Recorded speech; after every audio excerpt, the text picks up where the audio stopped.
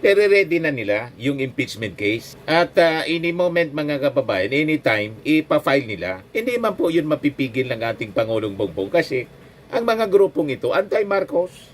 Anti-Marcos, anti-Duterte. Kaya pag na-file ito mga kababayan in Congress, the Congress will be forced, will be obliged to deliberate po. Pag hindi, mananagot ang mga congressmen. Dereliction of duty siya. They are duty-bound to act on anything, any complaints mga kababayan, filed.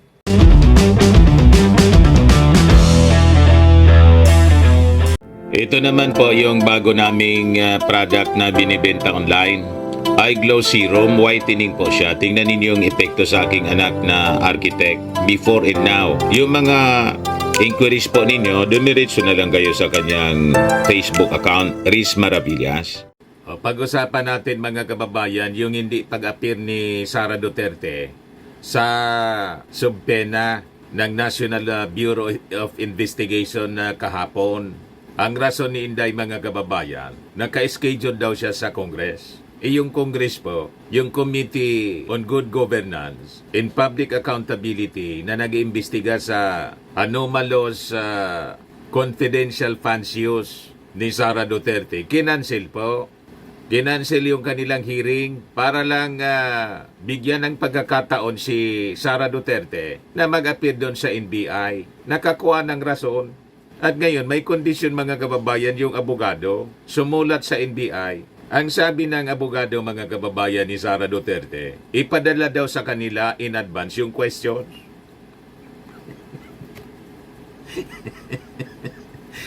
Kung ano yung itatanong ng mga investigators, dapat daw mga kababayan.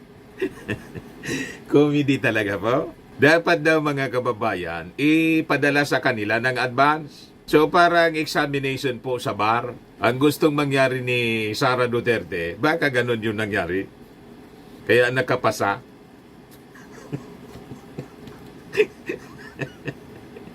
May advance question po. Dapat talaga ma-disbar. Pinaila na po ng disbarment ni Larry Gadon. Ako nga niya na-disbar.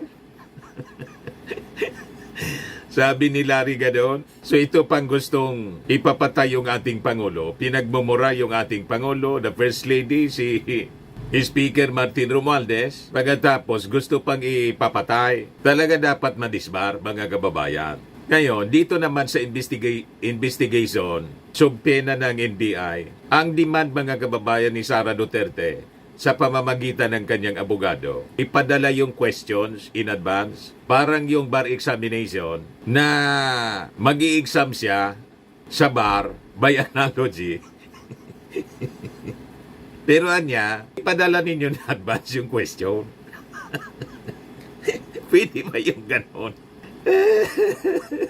Ewan ko kung allowed ang ganyan mga kababayan sa investigation ng NBI. Pero yung ating Pangulong Bongbong Marcos po, unaffected sa mga pagwawala po ni Sara Duterte, sabi nga sa kanyang statement po, tungkol sa isusulong na impeachment sana, mga nagpaplano sa Congress, sabi ng ating Pangulo, wag na anya ninyong ituloy, Sara is unimportant.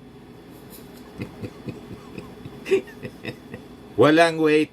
Madaling sabi, baliwala ang mga pagwawala ni Sara Duterte. Hindi affected yung ating Pangulong Bongbong Marcos. Tutok na tutok po sa trabaho. Mamaya ibigay ko po sa inyo yung mga napakagandang ginagawa ng ating Pangulong Bongbong Marcos ngayon. But before that, click subscribe muna dito sa ating YouTube channel and hit the notification bell para lagi po kayong updated sa mga kaganapan dito sa ating bansa. Like and share na rin po ninyo ng ating video. At wag na rin po ninyo na skip yung ating mga commercial ads para tuloy-tuloy lang ang pag-unlad ng Bagong Pilipinas. Itong ating programa mga kababayan, atid sa inyo nitong ating mga sponsors. Firmax Firming and Lifting Cream. Pinapay po sa mga pulses in affected area. Mainam po ito sa mga pains at paninigas ng mga kaso-kasuan. Ito sa mukha naman yung application, anti-aging, Automax po siya. Ito ay iGlow Serum mga kababayan. Whitening po siya. Made in South Korea. Ito naman po, Nengxia Red Mix Fruit Drink. Gawa po siya sa goji berry. may anti-cancer properties po siya. At sa mga naghanap po ng malinis and spacious fitness gym, pumunta lang po kayo sa aming Colossal Fitness Gym. May Grab car rental din po kami. At bills payment po sa aming office. At saka sa mga mahilig po sa mga imported bags, manood po kayo sa live selling ni Madam Eileen Rosales sa kanyang Eileen Closet po. Pati mga shoes, ito yung kanya po. Ito yung kanyang page. Kita ninyo, napakagandang mga online selling po siya. Si Madam Eileen Rosales. Cellphone number niya po, 773-798-7816. So pinadala mga kababayan ni Sara Duterte yung abogado niya. Imbes na siya yung mag-appear, talaga pong Bartinila. This is mga kababayan, a mockery of our judicial system. Ang DOJ, ang NBI, parte sila mga kababayan ng ating justice system. Pero binibigyan pa rin ng pagkakataon. At tamang panahon mga kababayan, hanggat maubusan na ng rason, palusot, ang kampo ni Inday. Yan ang tingin ko po sa ginagawa ng National Bureau of Investigation. Relax na relax po yung NBI. Ari po si Director Santiago. Pakinggan natin yung kanyang sinabi sa mainstream media. Philstar po ito. Reschedule na to. Or yung paghihingi niya ng reschedule, sir. Ay, hindi naman namin. We are giving her all the benefits of the doubt, all the courtesies, due process. Binibigay natin. Okay. Paano, sir, pag December 11, hindi pa rin siya pumunta? Pwede ba siyang mag-reschedule ulit? O talagang i-file na po natin yung reklamo? Sa December 11, comes December 11, notified siya, for example, at ayaw niya pa rin magpunta, we cannot force her na kung wala pa rin siyang pasabi. Maraming reason baka naman may reason kung bakit hindi na naman makakarating. Depende po sa reason, no? Pero pwede po siyang humingi ng another reschedule. Hindi natin masabi. We'll cross the bridge when we get there. Maingat mga kababayan ang mga statements ng ating mga authorities ng NBI, kahit na po yung ating Pangulong Bongbong Marcos. Ang mga statements po nila calculated at pinag-iisipan ng mabuti para hindi po magamit sa propaganda. Ang playbook kasi po ng mga Duterte, pabiktim. Gusto nila mga kababayan maniwala yung mga mamamayang Filipino na inaapi sila ng ating gobyerno. Pinipersecute sila, lalo yung sa impeachment. Kaya po, yung analysis natin, kaya naglabas yun ng statement, yung ating Pangulong Bongbong Marcos. In-advise niya through text, pero nag-leak. Ako tingin ko, purposely, nileak talaga yun. Ano ba? Para po, malaman ng ating mga mamamayang Pilipino na walang ganong intensyon yung ating gobyerno, yung ating Pangulong Bongbong at saka si Martin Romualdez. Kung baga, ma-impeach si Inday, it will be the initiative ng Makabayan Bloc, yung anti-Marcos group in Congress, anti-Marcos, anti-Duterte. But once mga kababayan na i-file yung impeachment, kasi porsigido na napanood ko po yung dating bayan na mo na congressman, ini-interview ni Christian Isguera, si Teddy Casino, dating bayan mo na congressman, ready na nila yung impeachment case. At any moment mga kababayan, anytime, ipa-file nila. Hindi man po yun mapipigil ng ating Pangulong Bongbong kasi ang mga grupong ito, anti-Marcos, anti-Duterte. Kaya pag na-file ito mga kababayan in Congress, the Congress will be forced, will be obliged to deliberate po. Pag hindi, mananagot ang mga congressmen. Dereliction of duty siya. They are duty-bound to act on anything, any complaints mga kababayan, filed sa chamber. Pero walang authority dyan yung ating Pangulong Bongbong. Yun ang playbook po, pabiktim. Pinalalabas ng mga Duterte. Gustong mag-initiate ng impeachment mismo si Martin Romualdez pagkatapos yung Pangulo mismo sa dikta ni First Lady Lisa Marcos. Kasi yun ang pinapalabas nilang script na ang presidente hindi man yung ating Pangulo kundi si Lisa. Never po na magpapabiktima sa inyo. Never that this administration will fall victim sa inyong pong mga propaganda line. Kaya ako, ang basa ko, yung information tungkol doon sa text ng ating Pangulo na nirequest niya sa Congress, in-advise niya na wag nang isulong ang impeachment kasi si Sara Duterte unimportant. Maubos lang niyo yung panahon ninyo dyan na hindi man mababago niyan ang buhay ng mga Pilipino. Ako tingin ko, parte ito ng strategy ng ating Pangulo para basagin po yung mga propaganda ng mga nausog. Naintindihan na ninyo? Kaya sabi ko po, trust the wisdom ng ating Pangulo. Matalino yung ating Pangulo. Hindi nila ma-outsmart. Maniwala kayo, hindi nila ma-outsmart ang ating Pangulo. Kahit papaniwala nila na si Digong is a political genius. Doble pa ang pagiging political experts, genius ng ating Pangulong Bongbong. Bakit po? May experience na sila sa kanilang tatay na nag-reign po for 20 years.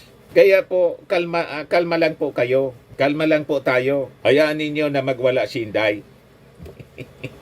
Kaya yung NBI po, kalma lang po sila. Pero sabi ni Yusek, DOJ Yusek, JC Andres, pag patuloy na magmatigas si Sara, pwede siyang i-aresto. Pwede siyang arestuhin mga kababayan. So pagbibigyan pa rin po ng NBI. Pero sabi ng NBI, ni Director Santiago, yung remarks ni Sara Duterte, isa siyang national security concern and a potential violation of Anti-Terrorism Act of 2020.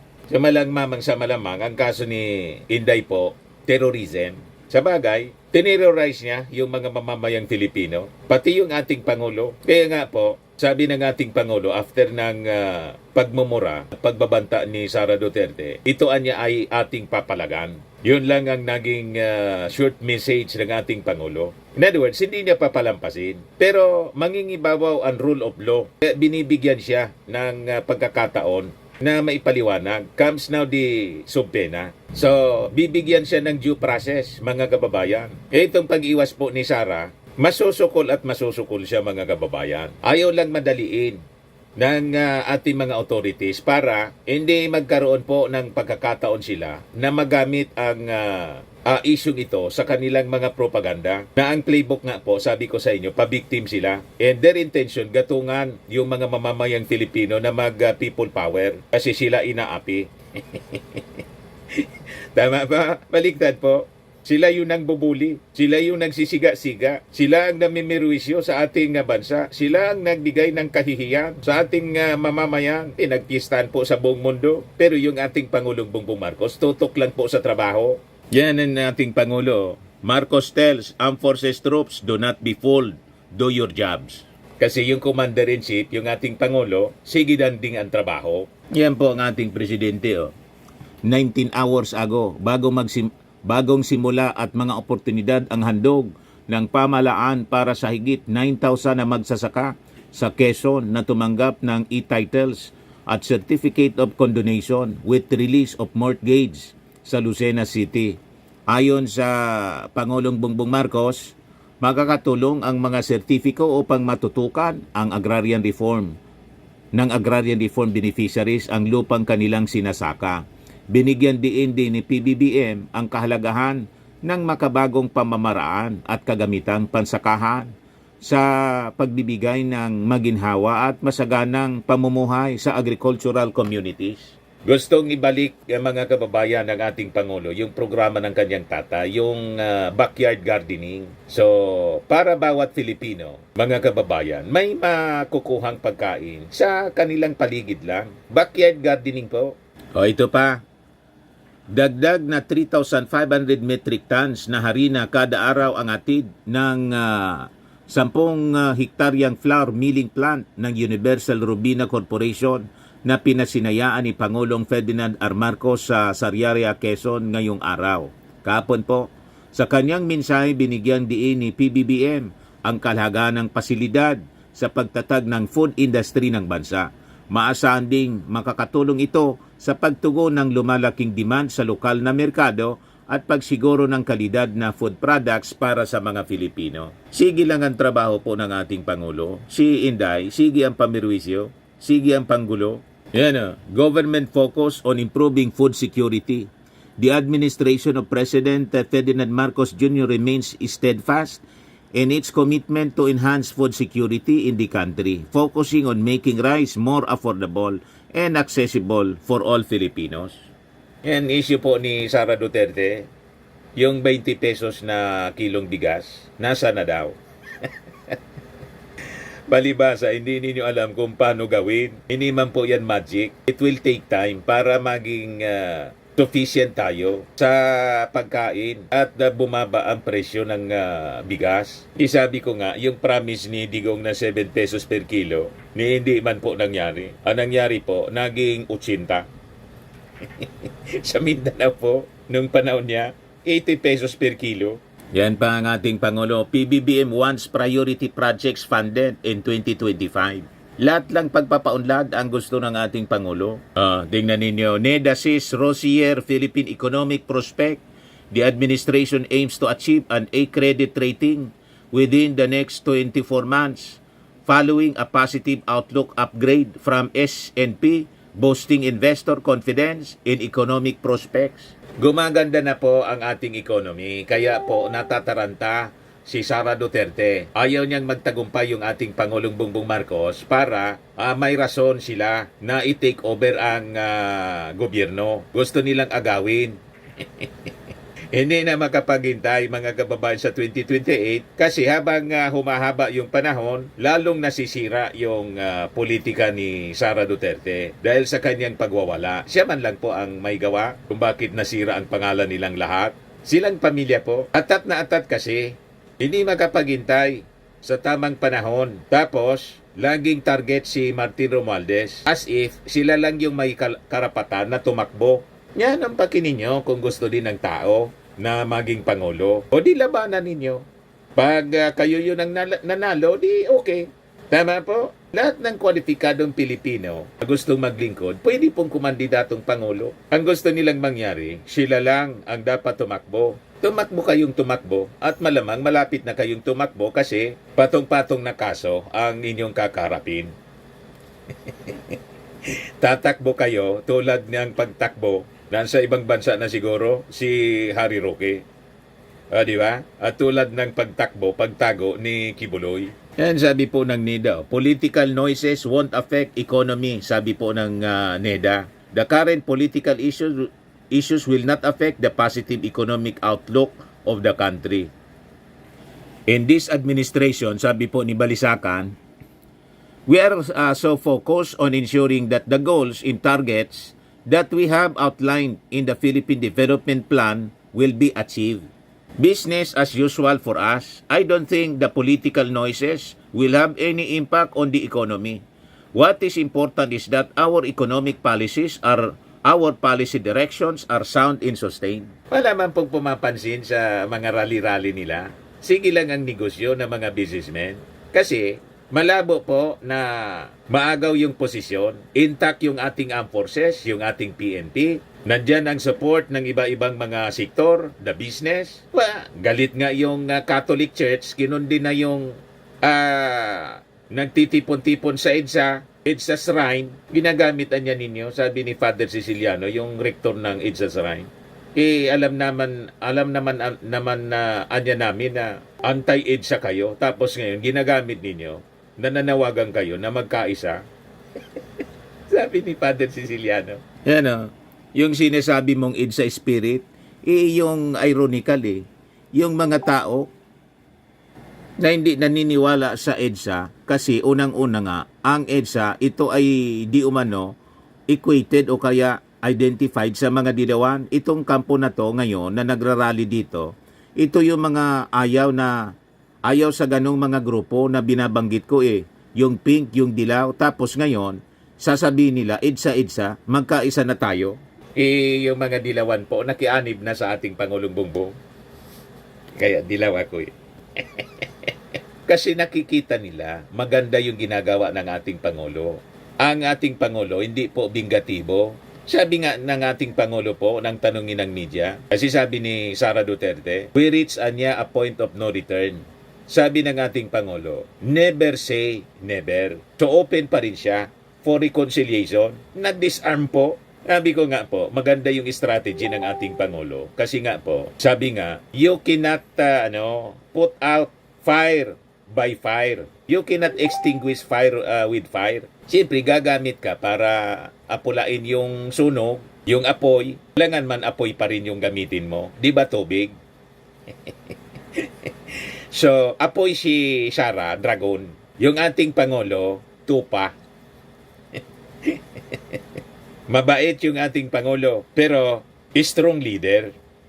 Ang strength po ng isang tao, hindi po yun nasusukat sa pagsiga-siga. Sabi ko sa inyo, yung mga nagsiga-siga sa mundo po, nangatunaw na. Di ba? Pero yung mga taong mapagpakumbaba, mahaba ang buhay, malayo sa trouble. Tama ba? Kaya, ang ginagamit na strategy ng ating Pangulo, yung sinabi ni Napoleon Bonaparte, do not disturb your enemies when they are committing mistakes. Kaya hindi man niya pinagsasabihan po yung mga patuloy na nag-iintensyon ng masama. Pero sigurado, ang ating Pangulo po, confident siya kasi alam niya yung kanyang strength. Tama po? Kaya relax lang po tayo. Kaya ninyo na ma-high blood, may stress at magwala ng magwala si Sara Duterte. Magyabang ng magyabang. Ang ating Pangulo, tuloy lang sa kanyang regular na trabaho. Ito siya, pakinggan natin ito. Ceremonial turnover of Korea Partnership for Innovation of Agriculture or COPIA, Greenhouses and Post-Harvest Facilities. Pakinggan natin yung mensahe ng Koreano at saka yung ating Pangulong Bongbong.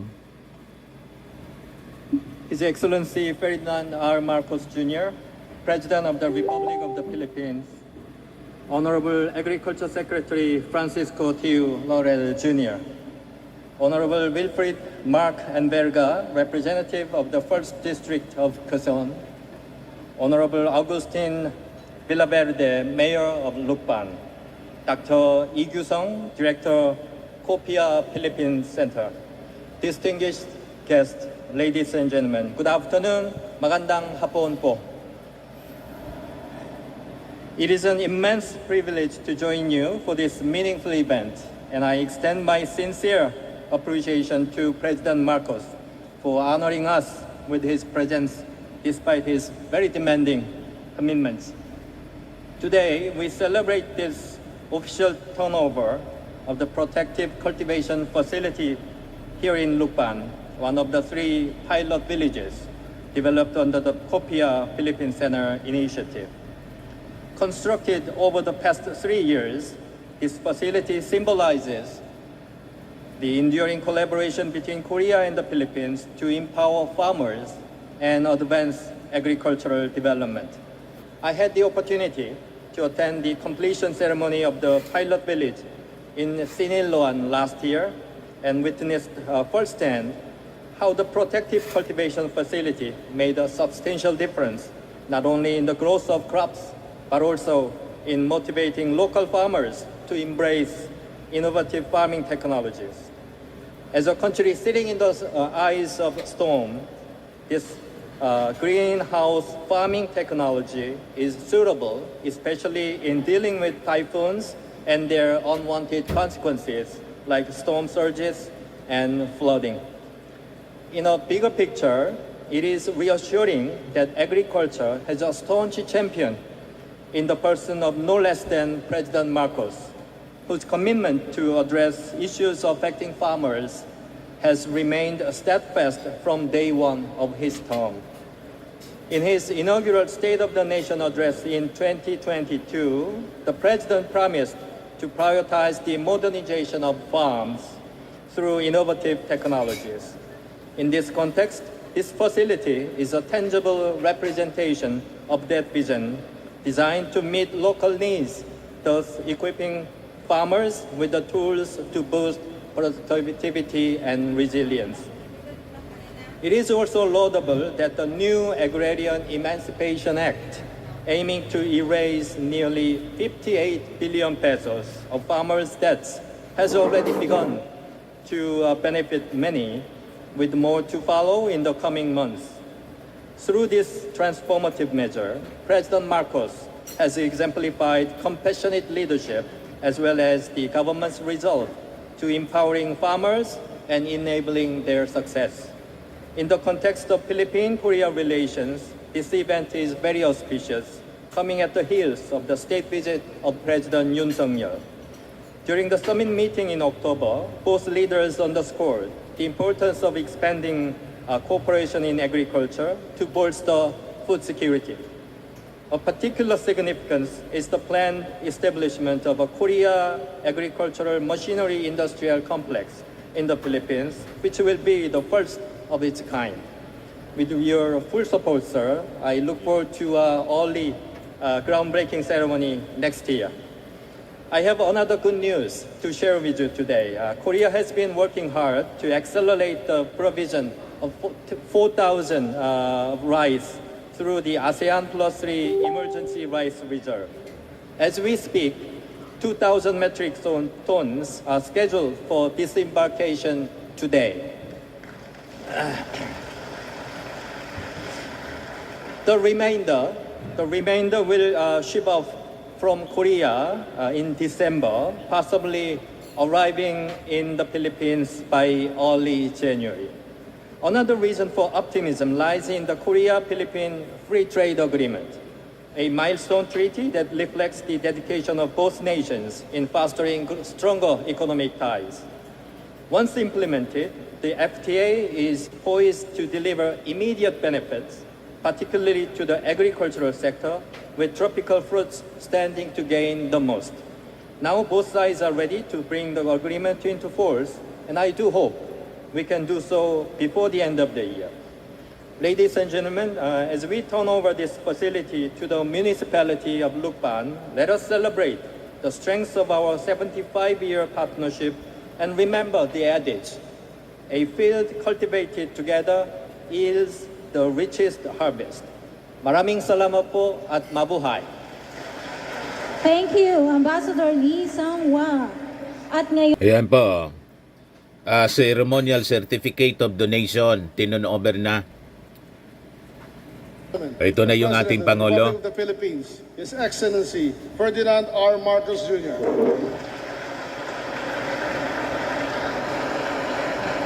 Maraming salamat sa ating kalihim ng Department of Agriculture, Secretary Kiko Laurel. Magsiupo po tayo. Please take your seat. His Excellency, the South Korean Ambassador to the Philippines, Ambassador Lee Sang-hwa. We are, kung hindi niyo po may tatanong, kami po ni Ambassador ay madalas magsama dahil sa dami ng proyekto na ginagawa ng Korea dito sa Pilipinas. Napakabait po sa atin ng ating mga kaibigan galing Korea. Ito na ang isang napakagandang halimbawa ng kanilang mga project ng ginagawa. I just said, Mr. Ambassador, we are always together because the Republic of Korea we are always opening new projects because you are so helpful and we are very grateful to our friends in Korea for all the assistance that you are giving us. Ang ating congressman naging classmate ko rin nung kami Congressman Mark Enverga. At ang mayor ng Lukban, ng bayan ng Lukban, Mayor Agustin Villaverde, na baka yung iba po sa inyo hindi nyo nalalaman, yung lupa na ginamit na pinagtaniman nitong bagong proyekto na ito ay lupa pala ng pamilya ng ating butihing mayor. Kaya napakaswerte naman ninyo dito sa Lukban na meron kayong mayor na nakakaunawa. The Korea Partnership for Innovation of Agriculture, COPIA Director, Kyusung Lee. My fellow workers in government, our farmer beneficiaries. Ito po ang nag-handover po tayo, mapupunta na po sa inyo. Itong proyekto na ito at lahat ng farmer beneficiaries, ladies and gentlemen, good afternoon. In our ceremony today, the turnover of the Korea Partnership for Innovation of Agriculture Greenhouses and Post-Harvest Facilities, we open a new chapter in our agricultural sector. One rooted in partnership, driven by innovation and aimed at achieving food security for our nation. Before I go any further, allow me to once again express our gratitude to the government and the people of Korea. Your support and belief in the Filipino people have made this very important milestone possible.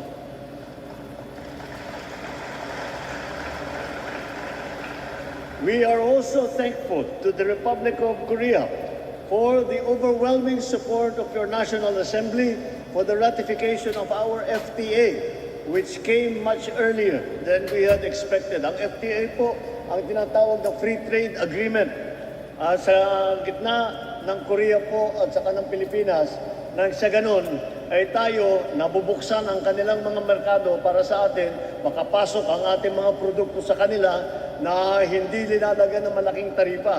Kung hindi, simpleng-simple lang. Kaya kung maganda ang ating produkto, maidadala natin sa Korea, may pagbibili natin sa kanila, at hindi po malaking maitutulong dito dahil hindi lamang para sa lokal, kundi mag-export na tayo sa Korea. Napakalaking bagay po. Very soon, this free trade agreement will enter into force. This will allow Philippine, hindi lamang na gulay, kung hindi tropical fruit, bananas, pineapple, lahat ito ay magkakaroon na. They will have access to the Korean market. You have reinforced our call for a brighter and more sustainable future for all. Against this backdrop, these greenhouses and post-harvest facilities that are turned over to us today hold more meaning. These facilities help our small communities improve their capacity to export their products. Through continuous collaboration, soon they will be part of the regional value chain. We celebrate this success as a testament to the enduring relations between the Philippines and the Republic of Korea. For 75 years, our two nations have journeyed together, united by friendship, shared values, and a common aspiration to uplift the lives of our people. The Korea Partnership for Innovation of Agriculture, or COPIA, Philippine Center, is a perfect example of the strength of this collaboration, showing what can be achieved when we have trust in our collective vision and trust it to guide us forward into the future. To the COPIA Philippines Center, your unwavering dedication has uplifted our agriculture sector. Your work reflects the principles of Sewol Undo 1, diligence, self-help, cooperation, values that resonate deeply with the Filipino spirit. Together, the COPIA and the Bureau of Plant Industry have created pathways for our farmers to grow, adapt, and succeed in an increasingly competitive landscape. And now the results speak for themselves. As of today, 20 greenhouses have been established across pilot villages here in Lukban, Quezon, in Lukban, Quezon, in Siniloan, Laguna, and Saragossa in Nueva Ecija. These greenhouses are hubs of fresh vegetable and, very importantly, seedling production, complemented by 3 post-harvest facilities, advanced machineries, all designed to reduce the burden of our farmers and increase profitability. Yan po ang pinakamahalaga ng dala nitong project po na ito. Dahil alam po natin, nakikita po natin, nararamdaman na po natin ang pagbabago ng panahon, pagbagsak ng ulan, pagdaan ng mga bagyo, kailangan natin matuto ng mga panibagong teknolohiya at mga bagong pamamaraan upang tayo naman ay hindi pagkatapos pag nadumaan ang bagyo ay wala nang maiwan doon sa ating tanim. Kaya po napaka-importante itong bagong teknolohiya na ito. At napakasimple po ng teknolohiya na ito. Yung madali natin i-expand. Mr. Ambassador, if you notice, we were talking very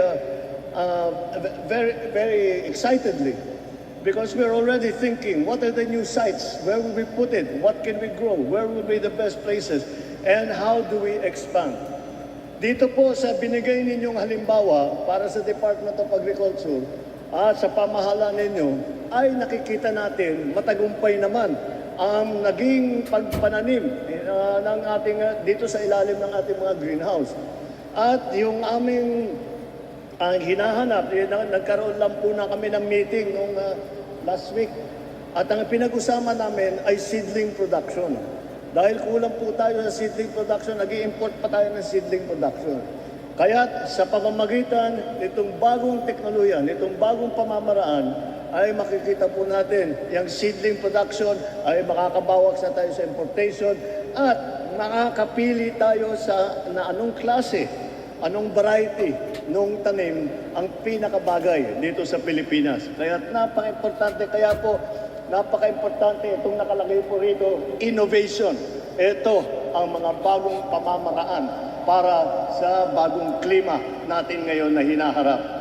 In Lucban alone, 9 greenhouses, a seedling nursery, a post-harvest facility now are here. Modern tools to boost the potential of more than 2,000 farmers, technicians, and their families and their communities. What sets this initiative apart is the emphasis on community empowerment. Napakalaga po ng konseptong yan.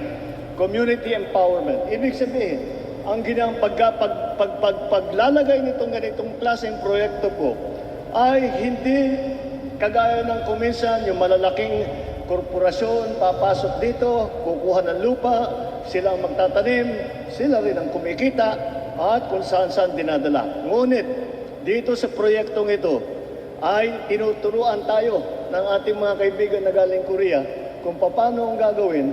Tapos ganito, kagaya sa araw na ito, ibibigay naman nila sa atin din para sa pagpaganda naman ng buhay ng ating mga kababayan, ating mga magsasaka at ang kanilang mga pamilya.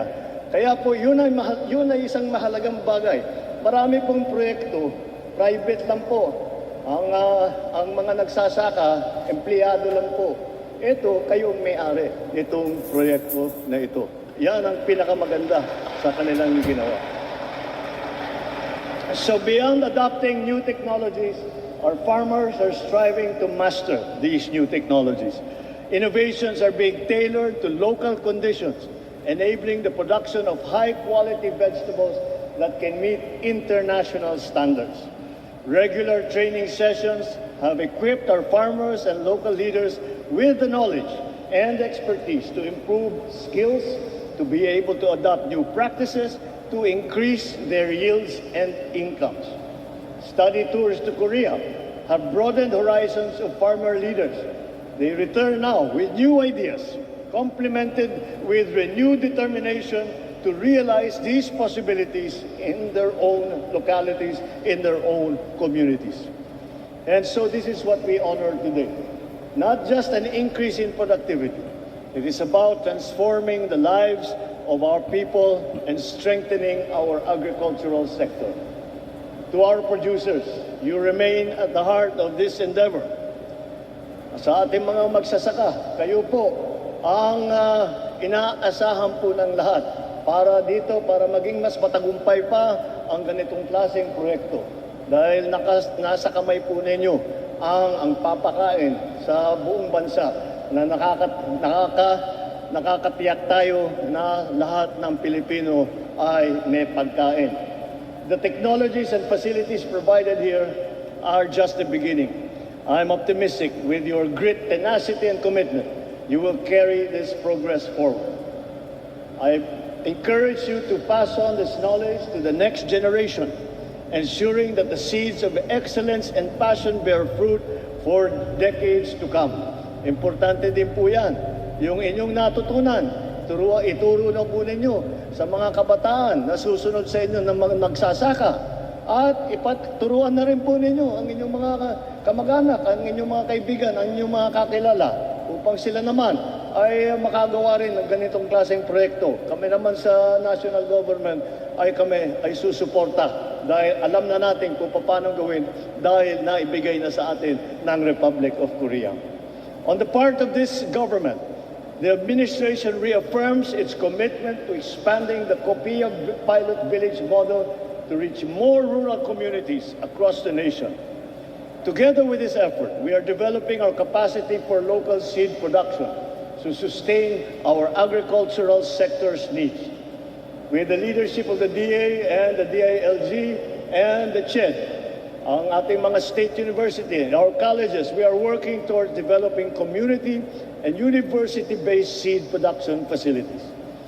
Through these endeavors, no farmer, no family, no community will be left behind as we strive for a future where agriculture drives growth, nourishes our people, and sustains our nation. Let us move forward together, strengthened by the spirit of bayanihan and inspired by the virtues of Samuel Ondong to build a bagong Pilipinas, a nation where every farmer prospers, every harvest brings hope, and every Filipino takes pride in our hard-earned progress. Maraming salamat sa inyong lahat. Mabuhay ang lukban, mabuhay ang bagong Pilipinas. Galing mga kababayan ng ating Pangulong Bongbong. Siguradong manggagalaiti na naman po. Manggagalaiti lalo si Sara Duterte at yung mga followers niya. Maiinggit mga kababayan kasi napakaganda ang mga ginagawa ng ating Pangulong Bongbong Marcos sa ating bansa. Kaya hindi po makumbinsi nila sa kanilang mga propaganda ang ating mga mamamayan. Ang kanilang paninira po walang epekto.